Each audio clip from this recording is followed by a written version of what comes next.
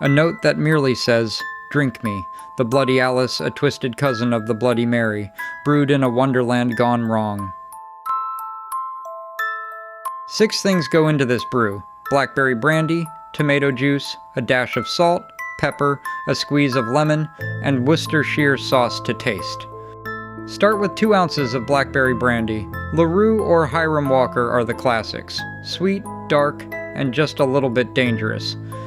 Pour in about 4 ounces of tomato juice. V8 works if you want something a touch sweeter and more complex.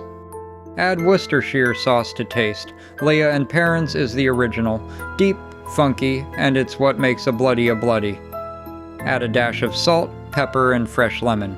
Shake everything with ice, strain into a tall glass, and garnish with a large knife. We're all a little mad down here. Come back and sit down for another drink soon.